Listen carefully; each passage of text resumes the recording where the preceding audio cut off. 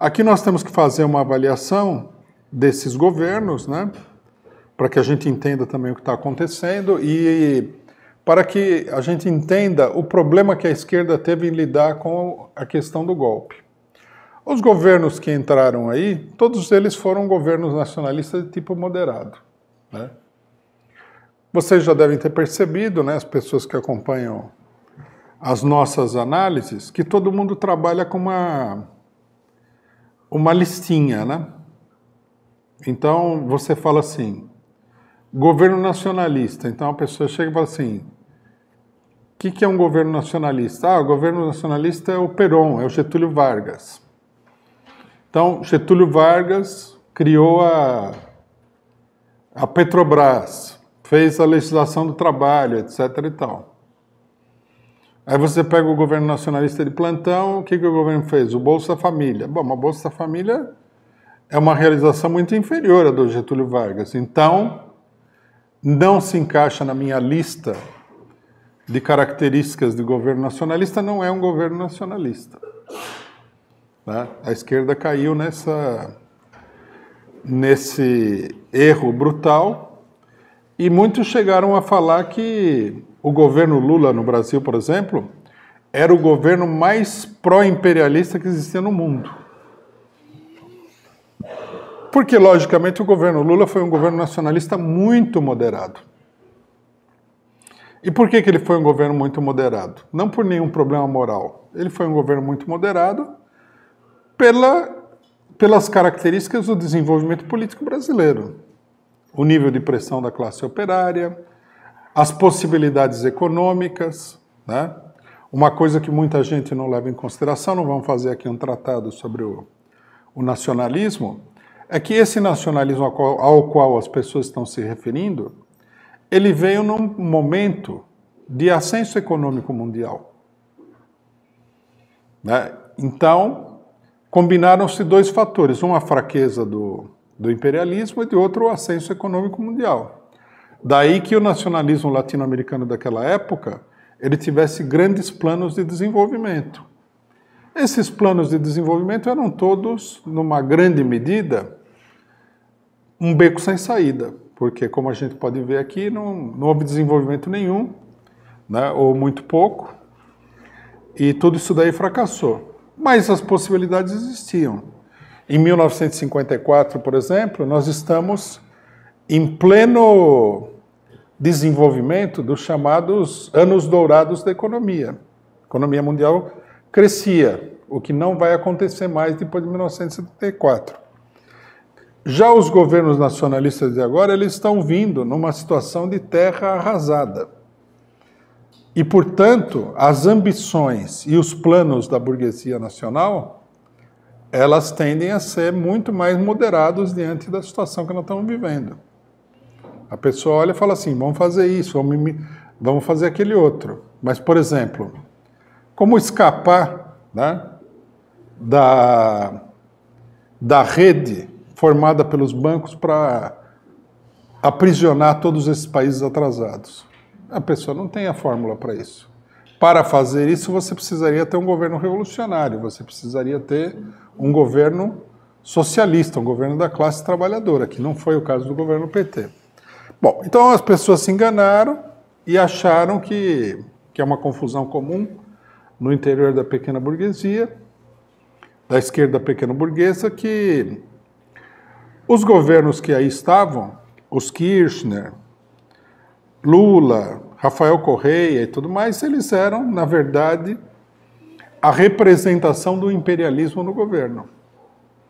Quando o imperialismo, que não pensava absolutamente nada disso, nada nem parecido com isso, começa a derrubar esses governos, ele pega de surpresa as pessoas que tinham uma avaliação completamente equivocada. Né? Eu não sei se todo mundo tem noção disso daí, mas no momento em que começa o golpe de Estado, no Brasil havia uma discussão bizantina, né, como em geral a discussão da esquerda, onde o pessoal ficava discutindo se o PT era ou não era um partido de esquerda. Né? Se ele seria um partido, na verdade, de direita. Agora já está essa discussão, como toda discussão besta, ela desapareceu do mapa, né? Então, as coisas se modificaram aí, e essa percepção completamente equivocada da realidade foi por água abaixo. Mas a coisa estava nesse pé. Bom, o imperialismo, logicamente, organiza todo um plano. Enquanto a esquerda está nas nuvens, né, da política, pensando em eleger deputados, em conquistar o mundo através das eleições e da democracia, enquanto que a esquerda achava que eles tinham chegado ao poder para ficar para sempre, né? Que eles eram uma nova forma de existência da sociedade. Quer dizer, a burguesia, ela teria abandonado o poder a organizações de esquerda, mesmo que moderadas, né? Essa seria a teoria. Uma vez que você está no governo, você é o dono da situação, o proprietário da situação, e você vai se manter lá para sempre. De repente, né, aconteceu que em determinados filmes de terror, a música bonitinha e delicada desapareceu, o cenário maravilhoso desapareceu, veio um som estridente, o negócio fica todo escuro, e aí a burguesia mostra que não quer saber de governo de esquerda, não adianta ser tão moderado assim, né? Você pode ser o mais moderado que você quiser, você pode chamar o economista do Itaú para fazer parte do seu governo, que ninguém liga a mínima, né? Eliminando mais uma confusão da esquerda. Não é porque você tem capacidade de servir a burguesia que a burguesia vai se servir de você em todas as oportunidades, né? Nós temos que entender o seguinte, isso é uma coisa que a esquerda não entende. O governo burguês, ele é que nem a empresa ou a própria casa da burguesia. Tudo é administrado mais ou menos no mesmo sentido. Então vamos supor que a burguesia contrata lá uma espécie de mordomo para administrar a sua residência.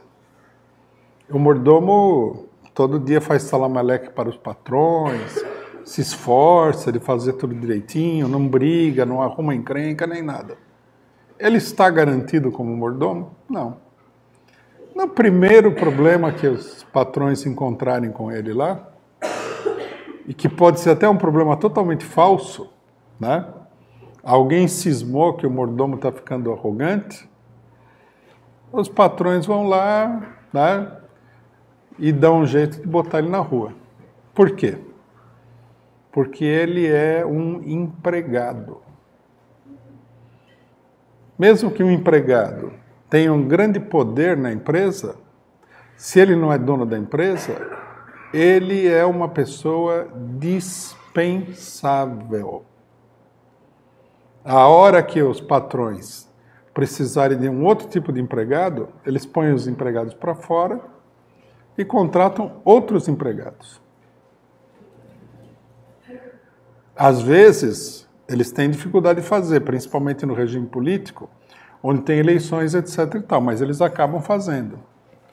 O governante no Estado capitalista, por mais esquerdista que ele seja, ele é sempre um funcionário do Estado capitalista, ou seja, da burguesia.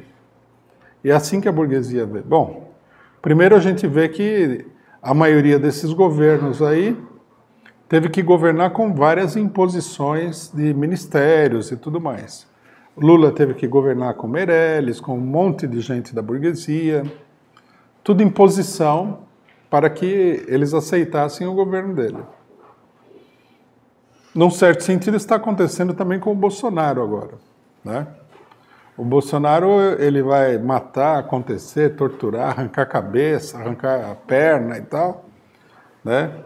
Ele é um grande esquartejador e tudo mais, mas na hora que o pessoal chegar e falar para ele, que já aconteceu, né? Tem que botar esse cidadão aqui na economia, é isso aí. Ele é um funcionário também, né? O Estado pertence à classe capitalista, não pertence ao Bolsonaro, ao Lula, ao Cunha. Os políticos todos, num certo sentido, são vistos aí como funcionários da burguesia.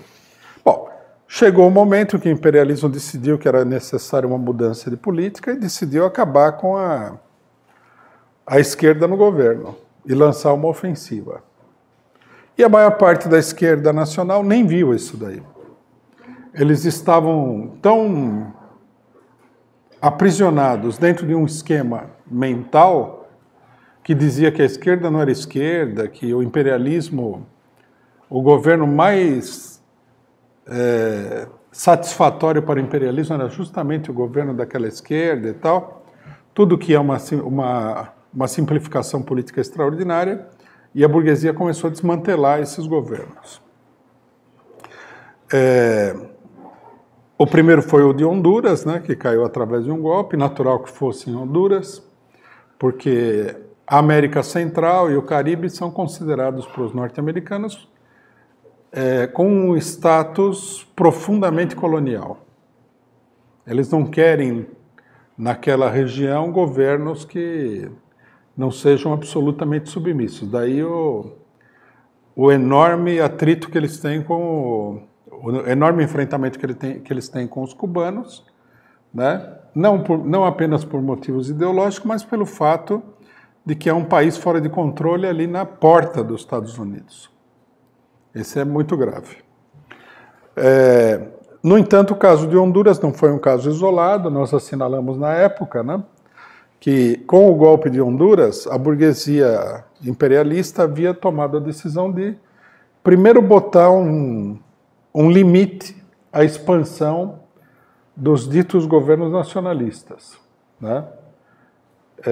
Na América Latina, com exceção da Colômbia, todos os países já tinham governos de esquerda. Esses governos de esquerda se espalharam para El Salvador, né? Na Nicarágua, o governo sandinista começou a dar uma guinada para a esquerda também, governo que estava numa posição muito direitista, e aí Honduras. Então, os norte-americanos observaram bem a situação e falaram, isso aqui tem que parar, né? Não dá para continuar, porque se continuar, nós vamos acabar perdendo totalmente o controle da situação. E montou-se um plano de um golpe de Estado continental. Isso é uma coisa que é importante a gente frisar, nós falamos isso aí várias vezes, mas é importante frisar. Por quê? Porque a esquerda brasileira teima em ver o problema brasileiro de um ponto de vista exclusivamente nacional. Quando não se trata de um problema nacional, se trata de um problema internacional. E no caso do Brasil, inclusive, nós temos que levar em consideração, o caso do Brasil é justamente o caso mais internacionalizado de todos. Por quê? Porque Honduras é um país secundário no funcionamento do conjunto da América Latina. Mas o Brasil não. O Brasil é um país, o país central no funcionamento do continente. Se você quer dar um golpe continental, o miolo, o centro o vórtice do golpe é o Brasil. É o país que mais importância internacional tem. Quando você, por exemplo, faz com que alguma coisa aconteça no Brasil, a repercussão, a influência sobre os demais países do continente tende a ser gigantesca. Por exemplo, o Lula chegou ao poder com base, né, no susto que a burguesia levou com acontecimentos como a derrota do golpe na Venezuela, o argentinaço, as mobilizações no Equador e principalmente a insurreição proletária que derrubou os governos bolivianos. Por que eles não esperaram no Brasil que a coisa desandasse? Porque se no Brasil acontecesse alguma coisa desse nível, isso daí aprofundaria muito a crítica a crise nos demais países. Né? Assim como também, né, o golpe continental foi organizado tendo em vista realizar uma operação no centro dos acontecimentos, que era o Brasil. O grande problema era justamente o Brasil, né? Isso daí não foi entendido e, portanto, a esquerda perdeu o pé, ficou numa discussão muito estranha sobre se poderia ou não poderia haver golpe no Brasil, qual era o caráter original do nosso país, né? Finalmente nós temos aqui frutas tropicais que só nós temos e tudo mais. Por que a gente não pode ter um regime político também que seja absolutamente original e etc. Ficaram nessa discussão se vai acontecer, se a democracia brasileira, que é uma ficção, né? Sempre foi uma ficção, era sólida, né? Sem levar em consideração de que, sendo uma ficção, ela jamais poderia ser sólida. E com toda essa discussão, veio a operação golpista, ela foi sendo montada aos poucos. Toda essa operação golpista foi interpretada como sendo uma operação, mais uma operação parlamentar, porque a esquerda, ela quando ingressa no parlamento, e às vezes até quando ela não consegue ingressar no parlamento, ela vê tudo de um ponto de vista de manobras parlamentares. Então, por exemplo, a eleição de 2014 já era uma declaração de guerra ao governo. Foram feitas declarações no sentido de que o governo, se o governo fosse eleito, ganhasse as eleições, apesar de todo o jogo sujo, ele ia cair em seguida, né? Porque já tinham criado uma série de escândalos políticos para derrubar o governo. Quando Cunha apareceu com uma bancada enorme, né, dominada por ele, e começou uma oposição declarada ao governo do PT, tudo isso também foi interpretado como vontade de negociação de cargos, etc. e tal, até a hora em que foi apresentado o problema do impeachment, que também foi interpretado como sendo mais uma manobra para barganhar, etc. e tal. Mas, né, no final das contas, tudo isso era uma grande miragem e o que estava em marcha mesmo era um golpe de Estado, que acaba por derrubar a presidenta da República em 2016.